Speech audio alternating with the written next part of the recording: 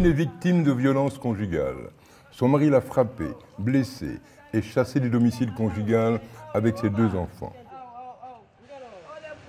Nous sommes à Lomé, capitale du Togo. Les différentes initiatives engagées par le gouvernement togolais dans la lutte contre les violences basées sur le genre ont permis, entre autres, un changement de comportement, notamment l'intolérance vis-à-vis des actes de violence dans les communautés. Et le signalement et la dénonciation des cas de violence basés sur le genre. La condamnation des auteurs de violences. Il y a aussi l'adoption et la révision de plusieurs lois telles que le Code des personnes et de la famille, le Code pénal, le Code de l'enfant et le Code foncier. Les violences basées sur le genre existent un peu partout au Togo. Il n'y a vraiment aucune spécification géographique, d'âge, elle n'épargne vraiment personne. Elle existe dans toutes les couches sociales et sont généralement dirigées vers les femmes. Un des cas les plus graves, par exemple, j'avais reçu une petite de 2 ans, 2 ans, qu'un adulte a violé, il a délabré pratiquement. Suite à la violence, même elle a perdu 2 enfants. Donc le gars était tellement violent, jusqu'à faire la violence aux enfants qui ont succombé. To the distinguished representative of Togo. Pourtant, le pays garantit dans sa constitution l'égalité devant la loi et a pris des engagements internationaux contre la discrimination par le genre. Mais au Togo, les femmes et les filles sont encore et toujours victimes de toutes sortes de violences. Violences conjugales, sexuelles, économiques, psychologiques, et ce, aussi bien dans la famille que dans la communauté.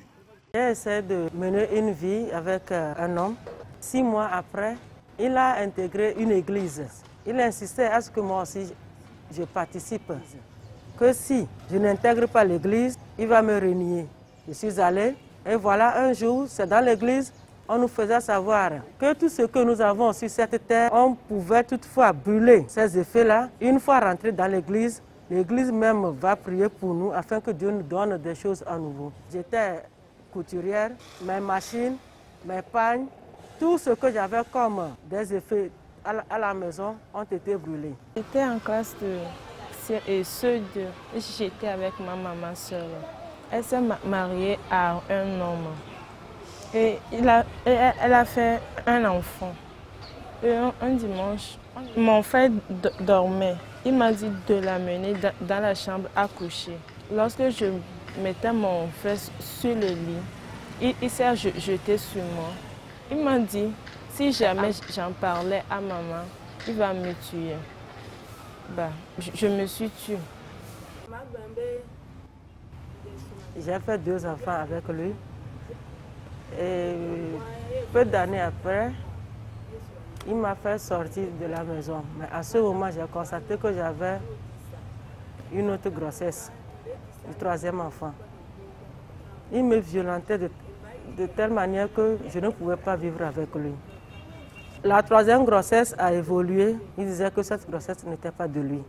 La pression socioculturelle est si intense que la femme togolaise, victime de violences, pense souvent que c'est de sa faute et que son mari a peut-être raison de la punir. Si l'on ajoute à cela un système social et un environnement juridique entièrement dominé par les hommes, on peut se faire une idée de l'enfer que vivent les femmes et les filles togolaises victimes de violences basées sur le genre. Une fois les effets brûlés, on était à la maison. Mon mari n'a pas une source de revenus adéquate. Moi-même, j'ai décidé d'aller faire un job. Lorsque j'ai trouvé le boulot, il m'a interdit ce boulot. Que dans leur église, on ne doit pas travailler. Le dimanche prochain, on était allé encore. Il a encore fait la même chose. Il n'a plus peur de rien. Il est venu chez maman. Moi je dormais en bas. Dans la nuit, je sentais qu'il a enlevé mes caleçons. Mais je pouvais rien dire. Des efforts méritent d'être poursuivis quand même dans la sensibilisation des magistrats, des officiers de police judiciaire, des autorités traditionnelles et religieuses. Le docteur Agbetiafa Kofi Vovolité, qui est aussi chef traditionnel, est à la croisée des chemins et des tendances dans les efforts déployés contre les violences basées sur le genre.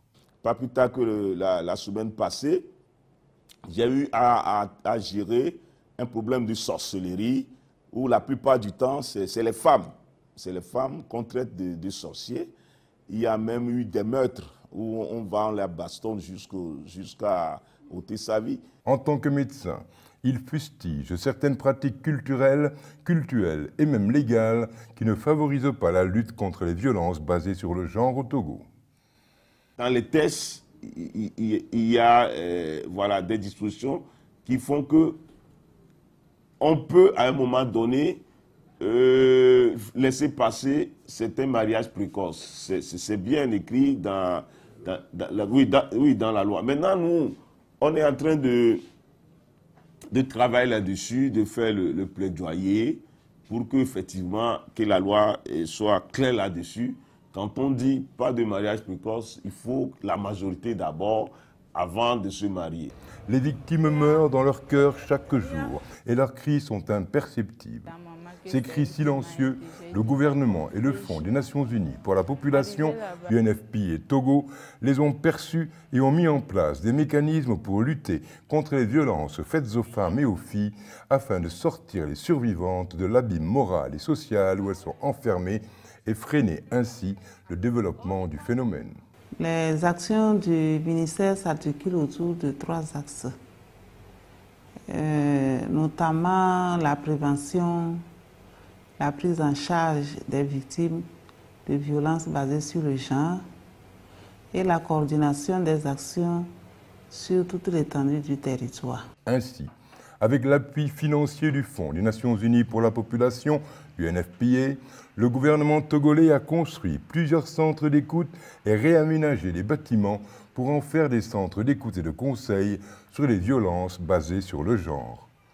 Et Pauline et plusieurs autres femmes survivantes des violences se rendent dans les centres d'écoute où des oreilles attentives les attendent, comme ici, au centre d'écoute de Novici à Lomé. Ici aussi, au centre GF2D de Lomé, cette femme est venue demander assistance contre les violences verbales et morales que lui a fait subir son mari, qui l'empêchait aussi de voir ses enfants. Elle a décidé de porter l'affaire devant la justice avec l'assistance du centre. Cependant, au Togo, on retrouve dans plusieurs départements ministériels une volonté affichée de s'associer à la lutte contre les violences basées sur le genre dans le pays. Nous pensons que le sport aujourd'hui se positionne comme le remède miracle à tous les maux de notre société. Et pour cela, le sport en tant que vecteur de cohésion sociale, vecteur du vivre ensemble prôné, peut être une arme très efficace contre les violences sexistes. Les violences basées sur le genre font partie des priorités du gouvernement togolais. Et le gouvernement togolais, à travers sa feuille de route 2025, a mis en place un certain nombre de stratégies et de politiques pour faire en sorte que les violences basées sur le genre soient adressées aussi bien en milieu scolaire que dans la communauté en général. Le Fonds des Nations Unies pour la population au Togo, UNFPA, dirige un certain nombre de cadres de concertation et de réflexion sur le genre afin d'appuyer le gouvernement dans ses efforts de réduction de l'incidence et des violences sexuelles. UNFPA dirige aussi depuis quelque temps le groupe des partenaires techniques et financiers actifs dans la lutte contre les violences basées sur le genre au Togo. C'est ainsi que UNFPA est en train de réfléchir à la mise en place d'une prise en charge holistique des violences basées sur le genre. L'un des endroits où les filles et les petites filles victimes de violences sexuelles peuvent trouver un chaud réconfort et une excellente prise en charge est le centre Kekeli de Lomé. Dans ce centre de protection de l'enfant, on s'occupe des enfants survivants d'abus sexuels, des enfants victimes de mobilité interne et des enfants victimes de trafic. dans la communauté musulmane, nous avons un document sur les arguments islamiques qui luttent contre la violence basée sur le genre. Et nous avons eu également à former certains leaders religieux, certains imams, dans ce sens-là, dans certaines préfectures. Les psychologues sont d'une importance capitale dans la prise en charge des victimes. Il arrive que nous voyons des gens qui viennent et qui ont des idées noires, des idées de suicide, et même qui ont tenté de se tuer. Dans ce cas, l'urgence, elle est psychologique. La pandémie de Covid-19 et la crise sanitaire qu'elle a engendrée ont entraîné un recul significatif des pays du monde entier sur tous les plans. Le Togo n'a pas été épargné et ses efforts en matière de lutte contre les violences basées sur le genre ont été sérieusement compromis et hypothéqués par la gestion de la pandémie.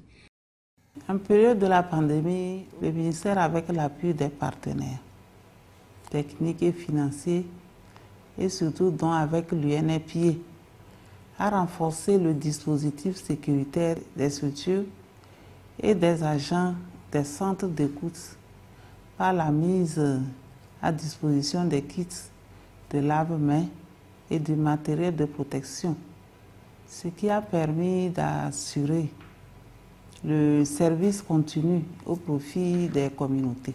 Pour sa part, l'UNFPA est convaincu que seule une mobilisation multi-acteurs permettra de faire face efficacement aux violences basées sur le genre en cette période de pandémie. Déjà, dans le cadre de son mandat, l'UNFPA travaille avec la société civile et a adopté une approche communautaire dans la stratégie dénommée Papa Champion et Club des Mères. Ici, hors de Lomé, à 30 km de la capitale, dans le village de Démimé, c'est une communauté soudée autour d'un système de cohésion parfaite qui fait face aux problèmes de la société, aux violences sexuelles. Les Papas Champions et les Clubs des Mères sont au travail. Nous espérons qu'avec les différents partenaires, nous arriverons vraiment à faire la différence. Les efforts de l'UNFPA aux côtés du gouvernement dans la lutte contre les violences basées sur le genre au Togo apporteront un nouveau souffle à la lutte et mèneront à une véritable réinsertion sociale des survivantes. Celles-ci auront un autre regard sur la société et sur leur propre avenir, comme le dit si bien Afi. Moi, je pensais que c'était la fin du monde, mais c'était faux. Il y a de l'espoir. Oui, il y a de l'espoir.